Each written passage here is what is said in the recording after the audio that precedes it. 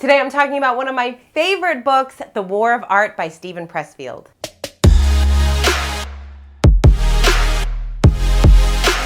Hey there, I'm Kate Volman. Welcome to my channel. Check out some of my other videos, and hey, if you like them, subscribe so we can stay connected. The War of Art is one of the best books ever. The subtitle is Break Through the Blocks and Win Your Inner Creative Battles. So good. I actually keep this book on my desk. It's one of those books that you can flip through to any page and find inspiration when you need it the most. To recap, this book is all about how to fight the resistance in order to get our most important work done.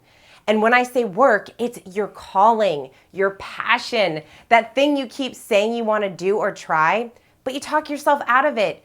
It could be your dream business, writing a book, or creating beautiful music. It's anything that you feel deeply called to do, but you keep pushing it down and trying to ignore it, or you just keep procrastinating.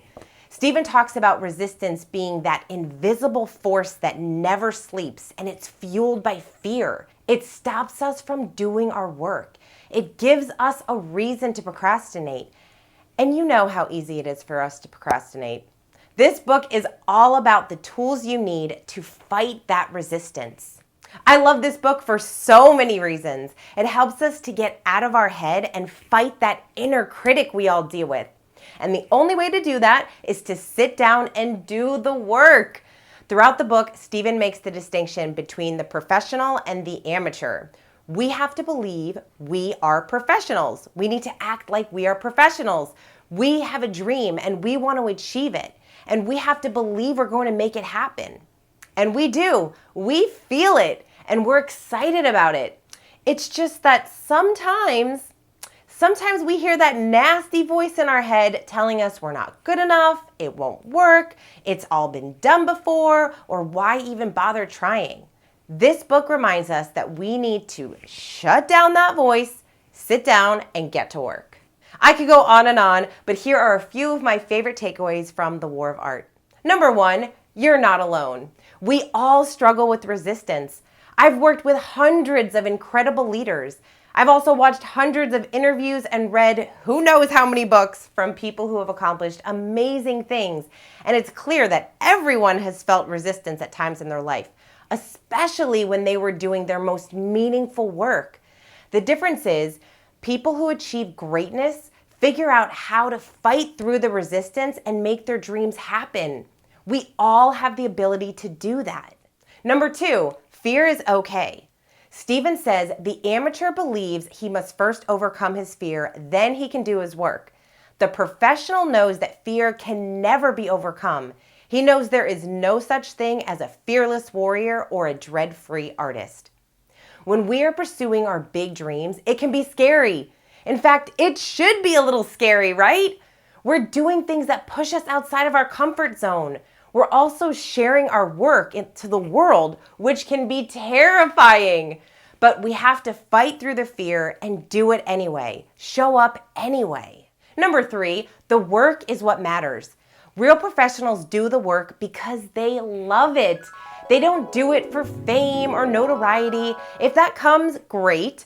But what matters is doing the work.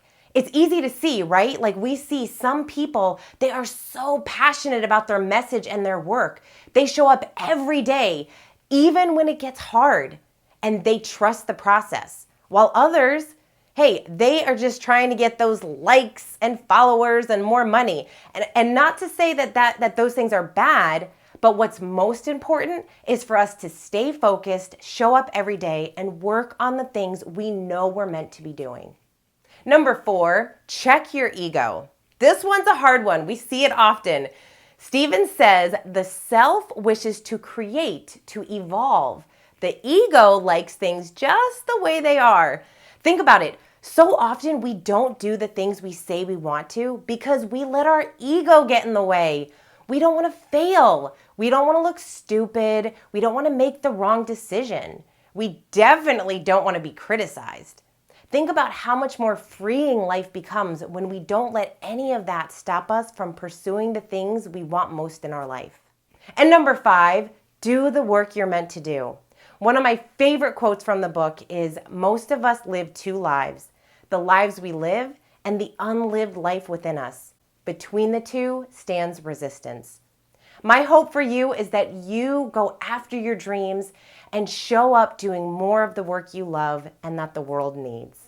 This book is special in so many ways. It's definitely one that I recommend often, especially when my friends are fighting imposter syndrome or procrastinating.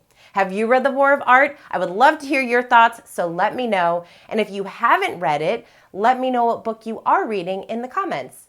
And if you do end up reading The War of Art, I hope you love it as much as I do.